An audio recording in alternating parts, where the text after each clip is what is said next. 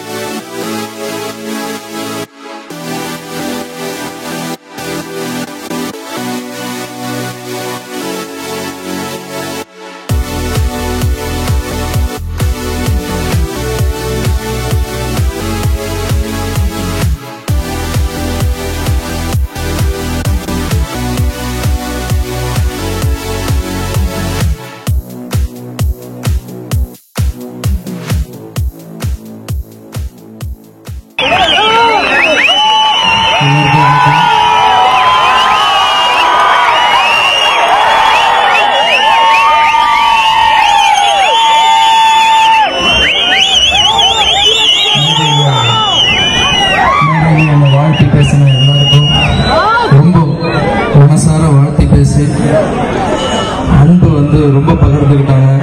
மனசுக்கு ரொம்ப சந்தோஷமா இருந்து மேடையில் அமர்ந்திருக்கும் ரஜினி அந்த விஜய் சார் ரசிகர் எல்லாருக்கும் மேடைக்கு முன்னால் இருக்கும் விஜய் சார் ரசிகர்களுக்கு என்னுடைய நன்றியை தெரிவிச்சுக்கிறேன். அப்படி காவல்துறையினருக்கும் பாதுகாப்பு கொடுத்து ரொம்ப அழகாக பண்ணிட்டு இருக்காங்க. அவங்களுக்கும் என்னுடைய நன்றி தெரிவிச்சுக்கிறேன். பத்திரிகை நண்பர்கள் வந்திருந்தா அவங்களுக்கும் என்னுடைய நன்றி. இந்த ஃபங்க்ஷன் அதுக்கு வர்றதுக்கு காரணம் என்னன்னா, நிறைய இடத்துல ப்ரோக்ராம் கூப்பிடுவாங்க, நான் போக மாட்டேன் ப்ரோக்ராமுக்கு. ரீசன் என்னன்னா, வேற ஒரு காரணத்துக்காக ஃபங்க்ஷன்ஸ்லாம் நடக்கும், அதெல்லாம் நம்ம நிறைய அவாய்ட் பண்ணுவோம். இந்த ஃபங்க்ஷனுக்கு வர்றதுக்காக ஒரு சில இடத்துலலாம் இந்த ஷாப் ஓப்பன் பண்ணுங்க, அதுக்கு வந்து ஒரு 20 lakhs கொடுக்குறோன்னு சொல்லுவாங்க. அப்புறம் ஃபாரின்லாம் போனால் ஒரு 25 லட்ச ரூபா 50 லட்ச ரூபா கொடுக்குறோம், வந்து ஓப்பன் பண்ணுவாங்க. ஸோ அதுக்கு வந்து நம்ம போகிறதில்லை. இந்த ஃபங்க்ஷனுக்கு வர்றதுக்கு ரீசன் என்னன்னா, ஃபர்ஸ்ட் நண்பர் விஜய் தான் காரணம். விஜயும் அவருடைய ரசிகர் வந்து பாலமுருகன், அவர் வந்து கூப்பிட்ட முறை ரொம்ப பிடிச்சிருந்தது எனக்கு. இளைய தளபதி தலைவனுக்காக நாங்கள் ஒரு நிகழ்ச்சி பண்ணுறோம், நீங்கள் கண்டிப்பாக வரணும். நான் கேட்டேன், நிகழ்ச்சின்னா என்ன பண்ணுறீங்க, பாட்டு கச்சேரி இதெல்லாம் போட்டு ஆடுறது அது மட்டுமா அப்படின்னு கேட்டேன். அப்போ நான் கொஞ்சம் யோசனை பண்ணேன், இல்லை வேறு என்னெல்லாம் பண்ணுறீங்கன்னு கேட்டேன். இல்லை அங்கே ஒரு சில நலத்திட்ட உதவிகள்லாம் பண்ணுறோம், என்ன பண்ணுறீங்க கரெக்டாக சொல்லுங்கள் அப்படின்னு கேட்டேன். இல்லை நிறைய பேருக்கு மிஷின்ஸ் கொடுக்குறோம், இந்த மாதிரிலாம் பண்ணுறோம். அப்புறம் ஹேண்டிகேப்ஸுக்கெல்லாம் ஊனமுற்றோர்களுக்கெல்லாம் வந்து உதவி செய்யலான் இருக்காங்க. சரி, ஓகே,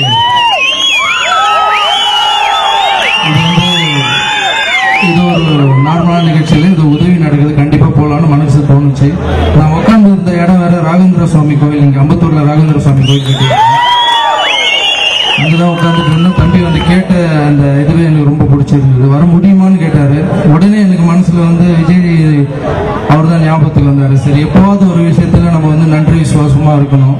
சரி, இந்த மேடைக்கு போய் விஜய்க்கு வந்து நம்ம வந்து விஜய் சாருக்கு வந்து நன்றியா நம்ம எதுவுமே பண்ண முடியாது திருப்பி. ஸோ அவருக்கு வந்து ஒரு நன்றி விசுவாசமா ஒரு விஷயம் பண்ணோம்னா அவங்க ஃபேன்ஸ் ஹாப்பியானா அவர் ஹாப்பி ஆவார், எனக்கு நல்லா தெரியும்.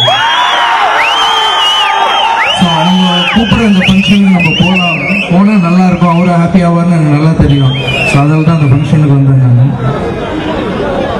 விஜய் சாரை பற்றி ஒரு சில விஷயம்லாம் சொல்லணும். ஏன்னா இந்த மேடையில் தான் சொல்லணும். அதெல்லாம் இந்த நான் வந்து அவருக்கு இந்த துள்ளாத மனம் துள்ளும் படத்தில் மேகமாக வந்து போயிருக்கேன். வந்து அவர் கூட நான் டான்ஸ் மாஸ்டர் ஒர்க் பண்ணேன். அதுக்கப்புறம் நல்ல நண்பரானோம். அதுக்கப்புறம் தாம் தக்க தீம் தக்க சாங்கு. அதுக்கப்புறம் எல்லா விஷயத்துலையும் எனக்கு நல்லது நடந்தாலும் கெட்டது நடந்தால் எல்லாருமே பகிர்ந்துப்போம். அவருக்கும் ஏதாவது இது இருந்தால் நான் ஃபோன் போட்டு பேசுவேன்.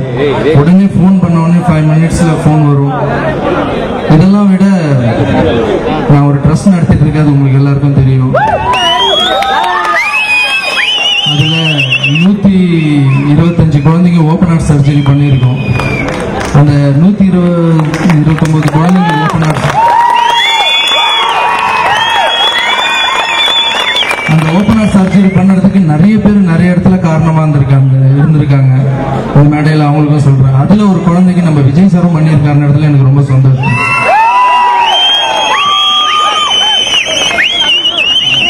ஒரு குழந்தைக்கு வந்து ஒரு டைம் வந்து என்னால் ரொம்ப முடியாமல் ரொம்ப கஷ்டமான சூழ்நிலை இருந்தது.